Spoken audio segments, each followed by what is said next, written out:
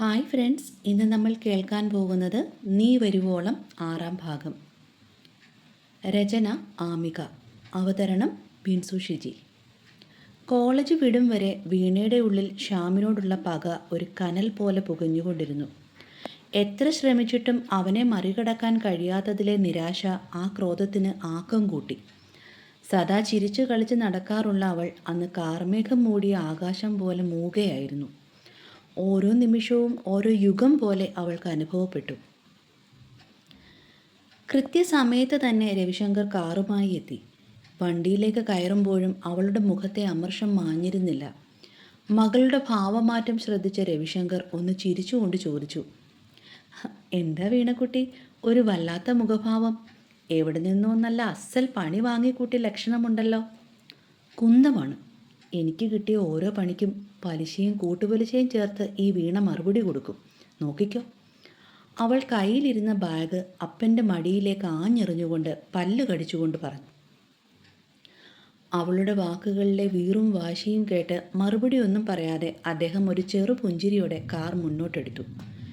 വീണയാകട്ടെ അമർഷം അടക്കാനാവാതെ ഏതോ ആഴമേറിയ ചിന്തയിൽ മുഴുകി സീറ്റിലേക്ക് ചാരിയിരുന്നു. അവളുടെ കണ്ണുകളിൽ വരാനിരിക്കുന്ന ഏതോ പ്രതികാരത്തിൻ്റെ തിളക്കമുണ്ടായിരുന്നു. അവരുടെ കാർ മംഗലത്ത് തറവാടിൻ്റെ മുന്നിൽ വന്നു നിന്നപ്പോൾ ശ്യാം തൻ്റെ സുഹൃത്തിനൊപ്പം പുറത്തേക്ക് പോകാനായി കാറിലേക്ക് കയറാൻ തുടങ്ങുകയായിരുന്നു. രവിശങ്കർ ഗ്ലാസ് താഴ്ത്തി അവനെ ഒന്ന് പാളി നോക്കി. എങ്ങോട്ടാ മോനെ, വല്ല ചുറ്റിക്കളിയുമാണോ? നിന്റെ പപ്പ നിന്നെ നോക്കാൻ എന്നെ ഏൽപ്പിച്ചിരിക്കുന്നത്. എനിക്ക് പണി വാങ്ങി തരരുത് കേട്ടോ. ഏയ് ഒന്നുമില്ല അങ്കിൾ, ഇവനെ എൻ്റെ വീട്ടിൽ കയറി ഒരു പട്ടി കടിച്ചു. ഇനിയും അവിടെ നിന്ന് കൂടുതൽ കടി വാങ്ങിപ്പിക്കുന്നത് അത്ര നല്ലതല്ലല്ലോ. അതുകൊണ്ട് ഈ മുതലിനെ അവകാശപ്പെട്ടവർക്ക് കൊടുത്തിട്ട് ഞാൻ ദാ ഇപ്പോൾ തിരിച്ചെത്തും. മുഖത്ത് നിഷ്കളങ്കമായ പുഞ്ചിരി വരുത്തി ശ്യാം മറുപടി പറഞ്ഞു. രവിശങ്കർ കാണാതെ അവൻ വീണയെ നോക്കി പരിഹാസത്തോടെ ഒന്ന് കൊഞ്ഞനം കുത്തി. അവൻ്റെ ആ കുസൃതിയും പപ്പയുടെ മുന്നിലെ അമിത അഭിനയം കണ്ടതും വീണയുടെ ഉള്ളിലെ കനൽ ഒന്നുകൂടി ആളിപ്പടർന്നു. രാത്രി അത്താഴത്തിനിരിക്കുമ്പോഴും വീണയുടെ മുഖം അമർഷത്താൽ വലിഞ്ഞു മുറുകിയിരുന്നു. ആരെയും ശ്രദ്ധിക്കാതെ യാന്ത്രികമായി അവൾ ഭക്ഷണം കഴിച്ചുകൊണ്ടിരുന്നു. അവളുടെ ഓരോ ചലനത്തിലും ഉള്ളിൽ പുകയുന്ന ദേഷ്യം പ്രകടമായിരുന്നു. ഇവൾക്കിതെന്തു പറ്റി? മകളുടെ ഇരിപ്പ് കണ്ട് സംശയത്തോടെ രവിശങ്കർ ഇന്ദുവിനെ നോക്കി ആംഗ്യം കാട്ടി. മകളുടെ മനസ്സിൻ്റെ ചൂട് നന്നായി അറിയാവുന്ന ഇന്ദു അതൊന്നും സാരമില്ലെന്ന മട്ടിൽ ഒരു ചിരിയോടെ അയാളെ സമാധാനിപ്പിച്ചു. കൂടുതൽ ചോദ്യങ്ങൾ ചോദിച്ച് അവളെ പ്രകോപിപ്പിക്കേണ്ടെന്ന് കരുതി രവിശങ്കറും മൗനം പാലിച്ചു. ഭക്ഷണം കഴിഞ്ഞ ഉടനെ ഒരക്ഷരം പോലും ഉരിയാടാതെ വീണ മുറിയിലേക്ക് വലിഞ്ഞു. ജനാലയ്ക്കൽ ചെന്ന് ശ്യാമിൻ്റെ വീട്ടിലേക്ക് നോക്കുമ്പോൾ പകൽ നടന്ന കാര്യങ്ങൾ ഓരോന്നായി അവളുടെ ഓർമ്മയിലേക്ക് ഇരച്ചു കയറി. അത്ര നേരം ഉള്ളിൽ പുകഞ്ഞുകൊണ്ടിരിക്കുന്ന ദേഷ്യം അപ്പോൾ ഒരു കൊടുങ്കാറ്റായി മാറുകയായിരുന്നു. സമയം അർദ്ധരാത്രി 12 കഴിഞ്ഞിരിക്കുന്നു. ലോകം മുഴുവൻ ഉറക്കത്തിൻ്റെ ആഴങ്ങളിലേക്ക് വഴുതി വീണ ആ യാമത്തിലാണ് വീണയുടെ ഉള്ളിൽ ആ ബുദ്ധി ഭിന്നൽ പിണർ പോലെ ഉദിച്ചത്. അവൾ ആവേശത്തോടെ കിടക്കയിൽ നിന്ന് എഴുന്നേറ്റു. അവൾ അത്യുത്സാഹത്തോടെ അലമാരയ്ക്കുള്ളിൽ എന്തോ തിരയാൻ തുടങ്ങി. തുണികളെല്ലാം വകഞ്ഞു മാറ്റിയുള്ള ആ പരതൽ ഒടുവിൽ ലക്ഷ്യസ്ഥാനത്തെത്തി. വിരലുകൾക്കിടയിൽ ആ വസ്തു തടഞ്ഞതും ഒരു നിധി കിട്ടിയ സന്തോഷത്തോടെ അവൾ അത് പുറത്തെടുത്തു. പണ്ടെന്നോ മുത്തശ്ശൻ സമ്മാനിച്ച ഭയാനകമായ വികൃത രൂപമുള്ള പഴയ മുഖംമൂടി. അത് കൈകളിലെടുത്തപ്പോൾ വീണയുടെ മുഖം ഒരു സൂര്യനെ പോലെ പ്രകാശിച്ചു. വിജയച്ചിരിയോടെ അവൾ ആ മുഖംമൂടിയിലേക്ക് നോക്കി. അതിൻ്റെ ഭീകരതയിൽ അവൾ കണ്ടത് തനിക്ക് കിട്ടിയ പരിഹാസങ്ങൾക്കെല്ലാം പലിശ സഹിതം ശ്യാമിന് മറുപടി കൊടുക്കുന്ന തൻ്റെ തന്നെ രൂപമായിരുന്നു. ഇതെങ്കിൽ ഇത് വെച്ച് തന്നെ അവന് ഞാൻ അസലൊരു 8ൻ്റെ പണി കൊടുക്കും. മനസ്സിലുറപ്പിച്ച ആ നിശ്ചയദാർഢ്യം അവളുടെ കണ്ണുകളിൽ തിളങ്ങി. അടക്കിപ്പിടിച്ച ചിരിയോടെ അവൾ മുറിക്കുള്ളിൽ തുള്ളിച്ചാടി. എല്ലാവരും ഉറങ്ങിയെന്ന് ഒരിക്കൽ കൂടി ഉറപ്പിച്ചുകൊണ്ട് അവളൊരു പൂച്ചയെപ്പോലെ നിശബ്ദമായി സ്റ്റെപ്പിറങ്ങി. പിൻവാതിലിലൂടെ ഇരുട്ടിലേക്ക് വഴുതി ഇറങ്ങി. ശ്യാമിൻ്റെ വീടിന് ചുറ്റും ഒരു വേട്ടക്കാരിയെപ്പോലെ അവൾ വലം വെച്ചു. പക്ഷെ ഉള്ളിലേക്ക് കടക്കാൻ ഒരു പഴുതുപോലും കണ്ടില്ല. അവസാന അടവന്ന നിലയിൽ അവൾ മുൻവാതിലിലെത്തി തുടർച്ചയായി ബെല്ലടിച്ചു. ഒന്നിനു പുറകെ ഒന്നായി. ഗാഠനിദ്രയിലായിരുന്ന ശ്യാം ആ ശബ്ദം കേട്ട് ഞെട്ടിപ്പിടഞ്ഞെഴുന്നേറ്റു. ഈ പാതിരാത്രി ആരാപ്പ ഇത്? ഉറക്കം മുറിഞ്ഞ ദേഷ്യത്തോടെ പിറുപിറുത്തുകൊണ്ട് അവൻ വാതിൽ തുറന്നു. പുറത്ത് ആരെയും കാണാതെ വന്നപ്പോൾ സംശയത്തോടെ ടോർച്ചുമെടുത്ത് അവൻ മുറ്റത്തേക്കിറങ്ങി. അവൻ തിരിഞ്ഞ് ആ തക്കം നോക്കി ഒരു കരിനിഴൽ പോലെ വീണ വീടിനുള്ളിലേക്ക് വഴുതി കയറി. ശ്യാം പുറത്ത് ടോർച്ച് വെളിച്ചം വട്ടം കറക്കി. ആ നിശബ്ദതയിൽ തൻ്റെ ശ്വാസം പോലും അവന് വ്യക്തമായി കേൾക്കാമായിരുന്നു. ആരെയും കാണാതെ വന്നപ്പോൾ അവൻ്റെ ഉള്ളിൽ ഒരു നേരിയ പരിഭ്രമം മുട്ടിട്ടു. ഒരു കുഞ്ഞു വിറയൽ അവനെ പൊതിഞ്ഞു. ഇരുട്ടിൽ ഒളിഞ്ഞിരുന്ന് അവൻ്റെ മുഖത്തെ ആ ഭയം ആസ്വദിച്ചപ്പോൾ വീണയുടെ ഉള്ളിൽ ഒരു വേട്ടക്കാരിയുടെ ആവേശം നിറഞ്ഞു. അവൾ വേഗം ആ വികൃത മുഖം മൂടി മുഖത്തേക്ക് വലിച്ചടിപ്പിച്ചു. മോനെ ശ്യാമേ, ഞാൻ കളി തുടങ്ങുകയാണ്, മനസ്സിൽ പറഞ്ഞുകൊണ്ട് അവനെ ശരിക്കും വിറപ്പിക്കാൻ ഉറപ്പിച്ച് അവൾ ആ ഇരുട്ടിൽ പതുങ്ങിയിരുന്നു. സമയം ഇഴഞ്ഞു നീങ്ങി. ഏറെ നേരം കഴിഞ്ഞിട്ടും അവനെ കാണാതായതോടെ പദ്ധതിയൊക്കെ പാളിയോ എന്ന ആശങ്കയിൽ അവൾ പതുക്കെ കഴുത്തു നീട്ടി പുറത്തേക്ക് എത്തി നോക്കി. പെട്ടെന്നായിരുന്നു അത്. അപ്രതീക്ഷിതമായി അവളുടെ തോളിൽ ഒരു തണുത്ത കൈ അമർന്നു. ആ അർദ്ധരാത്രിയിൽ ഒട്ടും പ്രതീക്ഷിക്കാത്ത ആ സ്പർശനം അവളെ അടിമുടി ഉലച്ചു കളഞ്ഞു. പ്രാണൻ പോകുന്ന പേടിയോടെ എൻ്റെ അമ്മച്ചിയേ എന്നുള്ളുരുകി വിളിച്ചുകൊണ്ട് അവൾ വട്ടം തിരിഞ്ഞു. പക്ഷേ മുന്നിൽ കണ്ട കാഴ്ച അവളുടെ ചോര മരവിപ്പിച്ചു കളഞ്ഞു. കണ്ണുകൾ പുറത്തേക്ക് തള്ളി നിൽക്കുന്ന ചോരയൊലിക്കുന്ന പല്ലുകളുള്ള ഒരു ഭീകര രൂപം തനിക്ക് തൊട്ടു മുന്നിൽ.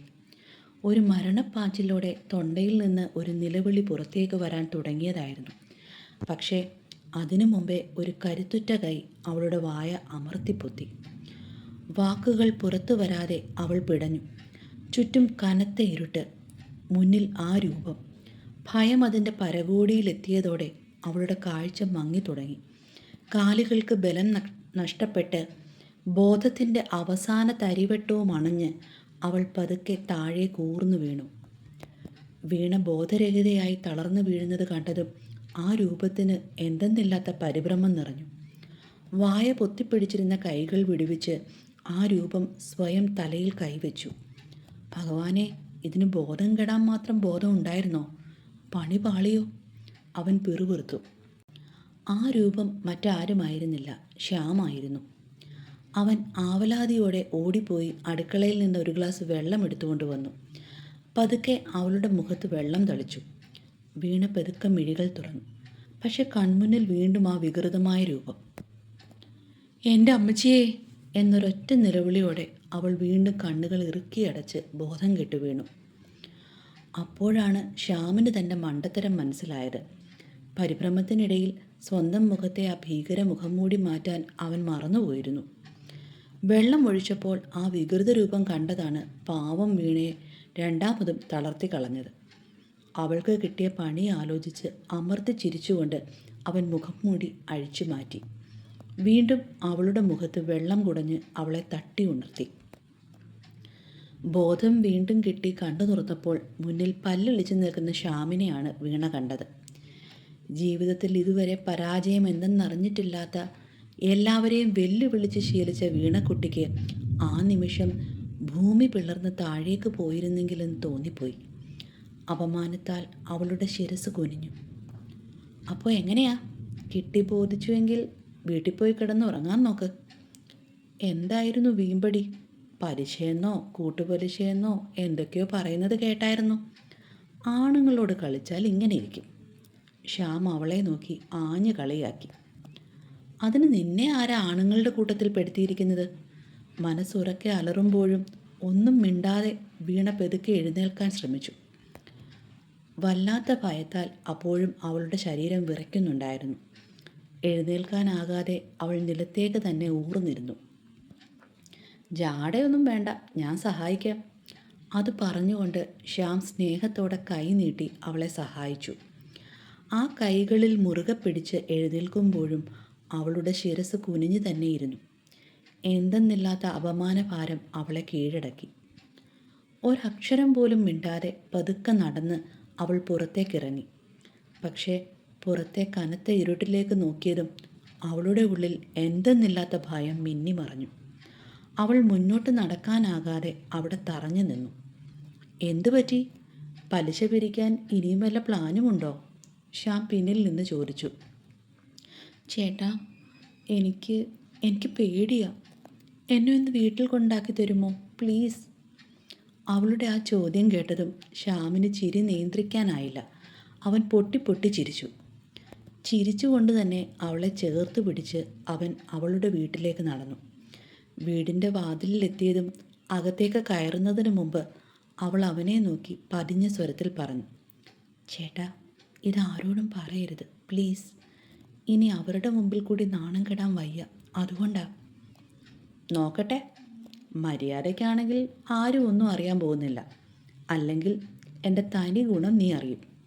അത് പറഞ്ഞുകൊണ്ട് തിരിഞ്ഞു നടക്കുന്ന ശ്യാമിനെ കണ്ടപ്പോൾ വീണ്ടും വീണയുടെ ഉള്ളിൽ പ്രതികാരത്തിൻ്റെ അഗ്നി ജ്വലിച്ചു. പിറ്റേന്ന് ഉച്ചയായിട്ടും മകളെ താഴേക്ക് കാണാത്തതുകൊണ്ട് വല്ലാത്തൊരു ആകുലതയോടെയാണ് ഇന്ദു മുകളിലെ മുറിയിലേക്ക് ചെന്നത്. ഭഗവാനെ, ഈ കുട്ടി ഇനി എഴുന്നേറ്റില്ലേ? നാളെ വല്ല വീട്ടിലും ചെന്ന് കയറേണ്ട പെൺകുട്ടിയാ. എന്തു ചെയ്യാനാ? എല്ലാവരും കൂടി വളർത്തി വച്ചിരിക്കുകയാണ്. കനത്ത പുതപ്പിനുള്ളിൽ ചുരുണ്ടുകൂടി കിടക്കുന്ന വീണയെ കണ്ടപ്പോൾ അവർ പിറുപിറുത്തുകൊണ്ട് അവളുടെ അരികിലേക്കിരുന്നു. പുതപ്പ് മാറ്റി അവർ അവളുടെ നെറ്റിയിൽ കൈവച്ചു. ഭഗവാനെ, ഈ കുട്ടിയെ വല്ലാതെ പനിക്കുന്നുണ്ടല്ലോ. മകളുടെ ശരീരത്തിൻ്റെ ചൂട് വല്ലാത്തൊരു ഞെട്ടലായി ആ പാവം സ്ത്രീയിലേക്ക് പടർന്നു. വെപ്രാളത്തോടെ ഇന്ദു ടെലിഫോണിനരികിലേക്ക് ഓടി. എന്നാൽ രവിശങ്കറിനെ ലൈനിൽ കിട്ടാതെ വന്നതോടെ അവർ പരിഭ്രാന്തയായി. നനഞ്ഞ തുണി കൊണ്ട് നെറ്റിയിൽ ഒപ്പിയെങ്കിലും വീണയുടെ ശരീരത്തിലെ ചൂട് കുറയുന്ന ലക്ഷണമില്ലായിരുന്നു. പെതുക്കെ അവൾ അബോധാവസ്ഥയിലേക്ക് വഴുതി വീണു. സഹായത്തിനായി മുറ്റത്തേക്ക് ഓടിയിറങ്ങിയ ഇന്ദു കണ്ടത് ഉച്ചഭക്ഷണം കഴിക്കാനായി വണ്ടി ഇറങ്ങുന്ന ശ്യാമിനെയാണ്. അവരുടെ മുഖത്തെ പരിഭ്രമം കണ്ട് അവൻ വേഗത്തിൽ അരികിലെത്തി. എന്താ ആൻറ്റി, എന്തു പറ്റി? മോനെ, എനിക്കൊരു സഹായം വേണം, വിറയ്ക്കുന്ന സ്വരത്തിൽ അവർ പറഞ്ഞു. അയ്യോ ആൻറ്റി, എനിക്ക് ഉടനെ ഓഫീസിൽ തിരിച്ചെത്തണം. ആഹാരം കഴിക്കാൻ ഓടി വന്നതാ. ശ്യാം തിരക്ക് കൂട്ടി. മോനെ, വീണയ്ക്ക് നല്ല പനിയാണ്, ശരീരം വെന്തുരുകുന്നു. അവളെ ഉടനെ ആശുപത്രിയിൽ എത്തിക്കണം. അവൾക്ക് ബോധമില്ല. എനിക്ക് വല്ലാത്ത പേടി തോന്നുന്നു. ഇന്ദുവിൻ്റെ വാക്കുകൾ കേട്ടതും ശ്യാമിൻ്റെ ഉള്ളിലൂടെ ഒരു മിന്നൽ പിണർ പാഞ്ഞുപോയി. അവൻ്റെ എല്ലാ തിരക്കുകളും ആ നിമിഷം മാഞ്ഞുപോയി. തലേ രാത്രിയിലെ ആ സംഭവം അവളുടെ ഉള്ളിൽ അത്രമേൽ ഭയമുണ്ടാക്കി കാണുമോ? ആ ചോദ്യം മനസ്സിൽ ഉയരുമ്പോൾ കുറ്റബോധം അവനെ വല്ലാതെ പൊള്ളിച്ചു. ആൻറ്റി, ഞാൻ വരാം. അത് പറഞ്ഞുകൊണ്ട് ഒട്ടും വൈകിക്കാതെ ശ്യാം ഇന്ദുവിനൊപ്പം ഓടി വീണയുടെ മുറിയിലെത്തി. വാടിയ ചേമ്പുംതണ്ട് പോലെ തളർന്നുള്ള അവളുടെ കിടപ്പ് കണ്ടപ്പോൾ ശ്യാമിന് നെഞ്ചിൽ വല്ലാത്തൊരു ഭാരം അനുഭവപ്പെട്ടു. മറ്റൊന്നും ആലോചിക്കാതെ ശ്യാം അവളെ കൈകളിൽ കോരിയെടുത്തു. ഒരു പൂവ് പോലെ അവളെ നെഞ്ചോട് ചേർത്ത് അവൻ താഴേക്ക് ഓടി. കാറിൻ്റെ പിൻസീറ്റിലേക്ക് അവളെ കിടത്തി വല്ലാത്തൊരു വെപ്രാളത്തോടെ അവൻ ആശുപത്രിയിലേക്ക് ആ കാർ പായിച്ചു. ട്രാഫിക്കിനെ വകഞ്ഞു മാറ്റി വണ്ടി മുന്നോട്ട് കുതിക്കുമ്പോഴും അവൻ്റെ കണ്ണുകൾ റിയർവ്യൂ മിററിലൂടെ അബോധാവസ്ഥയിലുള്ള വീണയുടെ മുഖത്തേക്ക് പാളിപ്പോകുന്നുണ്ടായിരുന്നു. സോറിടാ, വെറുതെ ഒരു തമാശയ്ക്ക് ചെയ്തതാ, അവൻ മനസ്സിൽ മന്ത്രിച്ചു. ഉള്ളിൽ അജ്ഞാതമായൊരു ഭയം അവനെ വരിഞ്ഞു മുറുക്കി. ആശുപത്രിയുടെ എമർജൻസി വിഭാഗത്തിന് മുന്നിൽ കാർ ടയറുകൾ നിലവിളിച്ചുകൊണ്ട് സഡൻ ബ്രേക്ക് ഇട്ടു നിന്നു. സ്ട്രെച്ചറിനായി കാത്തു നിൽക്കാൻ അവന് ക്ഷമയുണ്ടായിരുന്നില്ല. അവൻ വീണ്ടും അവളെ കൈകളിലെടുത്ത് അകത്തേക്ക് പാഞ്ഞു. ഡോക്ടർ, പ്ലീസ് വേഗം നോക്കൂ. അവൻ്റെ നിലവിളി കേട്ട് ഡോക്ടർമാരും നേഴ്സുമാരും പാഞ്ഞെത്തി. നിമിഷങ്ങൾക്കകം അവളെ സ്ട്രെച്ചറിലേക്ക് മാറ്റി പരിശോധനകൾ ആരംഭിച്ചു. വാവിട്ട് കരയുന്ന ഇന്ദുവിനെ ചേർത്ത് പിടിച്ചുകൊണ്ട് വിറയ്ക്കുന്ന കൈകളോടെ ശ്യാം ഫോണെടുത്ത് രവിശങ്കറിനെ വിവരമറിയിച്ചു. വിവരമറിഞ്ഞ് രവിശങ്കർ ഓടിയെത്തുമ്പോഴേക്കും വീണയെ ICUവിലേക്ക് മാറ്റിയിരുന്നു. പുറത്തെ തണുത്ത വരാന്തയിൽ ആകുലതയുടെ മുൾമുനയിൽ അവർ ഓരോ നിമിഷവും എണ്ണിക്കഴിഞ്ഞു. നീണ്ട 1 മണിക്കൂറിന് ശേഷം ICUവിൻ്റെ വാതിൽ തുറന്ന് ഗൗരവമേറിയ മുഖത്തോടെ ഡോക്ടർ പുറത്തേക്ക് വന്നു. ഡോക്ടർ, എൻ്റെ കുഞ്ഞ്. രവിശങ്കറിൽ നിന്നും വല്ലാത്തൊരലർച്ച പുറത്തേക്ക് വന്നു. ഹേയ് എടോ, താൻ പേടിക്കാതെ. കൃത്യസമയത്ത് കുട്ടിയെ ഇവിടെ എത്തിക്കാൻ കഴിഞ്ഞത് തന്നെ ദൈവാധീനമായി കരുതിയാൽ മതി. കഠിനമായ പനി തലച്ചോറിനെ ബാധിച്ചു തുടങ്ങിയിരുന്നു. ഒരല്പം കൂടി വൈകിയിരുന്നെങ്കിൽ കാര്യങ്ങൾ ഒരു പക്ഷേ നമ്മുടെ കൈവിട്ടു പോയേനെ. ഇപ്പോൾ അപകടനില തരണം ചെയ്തിട്ടുണ്ട്, പേടിക്കണ്ട. ഡോക്ടറുടെ ആ വാക്കുകൾ കേട്ടതും രവിശങ്കറിൻ്റെയും ഇന്ദുവിൻ്റെയും ഉള്ളിൽ ഒരു പെരുമഴ പെയ്തതുപോലെ തോന്നി. ആശ്വാസത്തിൻ്റെ ആ വലിയ നിമിഷത്തിൽ വാക്കുകൾക്കും അപ്പുറം അവർ പരസ്പരം ചേർത്ത് പിടിച്ച് പൊട്ടിക്കരഞ്ഞു. എന്നാൽ ആൾക്കൂട്ടത്തിനു നടുവിൽ ഒറ്റപ്പെട്ടവനെ പോലെ തരിച്ചു നിൽക്കുകയായിരുന്നു ശ്യാം. അവൻ്റെ ഉള്ളിൽ ഒരു വലിയ നൊമ്പരം നീറിപ്പുകഞ്ഞു. ഞാൻ കാരണമാണോ അവൾ ഈ അവസ്ഥയിലായത്? കുറ്റബോധം ഒരു വേട്ടമൃഗത്തെ പോലെ അവൻ്റെ മനസ്സിനെ കടിച്ചു കീറിക്കൊണ്ടിരുന്നു. തലേ രാത്രിയിലെ വെറും ഒരു തമാശ അവളെ മരണത്തിൻ്റെ വക്കോളം എത്തിച്ചുവെന്ന് ചിന്തിക്കുമ്പോൾ അവന് സ്വയം നിയന്ത്രിക്കാനായില്ല. പെട്ടെന്ന് രവിശങ്കർ ശ്യാമിനടുത്തേക്ക് വന്നു. ആ വിറയ്ക്കുന്ന കൈകളാൽ ശ്യാമിനെ നെഞ്ചോട് ചേർത്ത് പിടിച്ചുകൊണ്ട് അദ്ദേഹം വിതുമ്പലോടെ പറഞ്ഞു, മോനെ, ഇന്ദു അവൾ എന്നോടെല്ലാം പറഞ്ഞു. തക്ക സമയത്ത് നീ വന്നില്ലായിരുന്നുവെങ്കിൽ എനിക്ക് ചിന്തിക്കാൻ പോലും ആകുന്നില്ല. നീ ഞങ്ങൾക്ക് തിരിച്ചു തന്നിരിക്കുന്നത് ഞങ്ങളുടെ ജീവനാ. നിനക്ക് ഞാൻ എന്താണ് തരേണ്ടത്? തന്നെ നെഞ്ചോട് ചേർത്ത് പിടിച്ച് രവിശങ്കർ പൊട്ടിക്കരയുമ്പോൾ ശ്യാമിൻ്റെ മിഴികൾ ICUവിൻ്റെ ആ ചെറിയ ഗ്ലാസ് പാളിക്കപ്പുറത്തേക്ക് നീണ്ടു. അവിടെ ഒട്ടേറെ ഉപകരണങ്ങൾക്കിടയിൽ വാടിയ ചേമ്പിൻ തണ്ട് പോലെ നിശ്ചലമായി കിടക്കുന്ന വീണ. അവളുടെ ആ വിളറിയ മുഖം കണ്ടപ്പോൾ ശ്യാമിൻ്റെ നെഞ്ചു നുറുങ്ങുന്നത് പോലെ തോന്നി. പലിശ സഹിതം പണി തരുമെന്ന് വാശി പിടിച്ച ആ കുസൃതിക്കാരിയെ അല്ല അവനവിടെ കണ്ടത്. ആ നിമിഷം തൻ്റെ ഹൃദയത്തോട് അത്രമേൽ ചേർന്ന് നിൽക്കുന്ന ആരോ ആണ് അവളെന്ന് അവൻ തിരിച്ചറിയുകയായിരുന്നു. അവിടെ നിന്നാൽ തൻ്റെ സങ്കടം ഒരണക്കെട്ട് പോലെ പൊട്ടി ഒഴുകുമെന്ന് തോന്നിയപ്പോൾ അവൻ മെല്ലെ നടന്ന് വാഷ്റൂമിലേക്ക് കയറി. വാതിലടച്ച് അതിൽ ചാരി നിന്ന് വിറയ്ക്കുന്ന കൈകൾ നെഞ്ചിലമർത്തി മുകളിലേക്ക് നോക്കി അവൻ വിറയലോടെ പ്രാർത്ഥിച്ചു, ഭഗവാനെ, എൻ്റെ ജീവൻ വേണമെങ്കിൽ എടുത്തോ, പക്ഷേ അവളെ എനിക്ക് തിരിച്ചു തരണേ. അവളില്ലാതെ എനിക്ക് ജീവിക്കാനാകില്ല. അത്രമേൽ എനിക്കവളെ ഇഷ്ടമാണ്. തുടരും. അടുത്ത ഭാഗവുമായി കാണുന്നവരെ ബൈ ബൈ, സ്റ്റേ സേഫ്.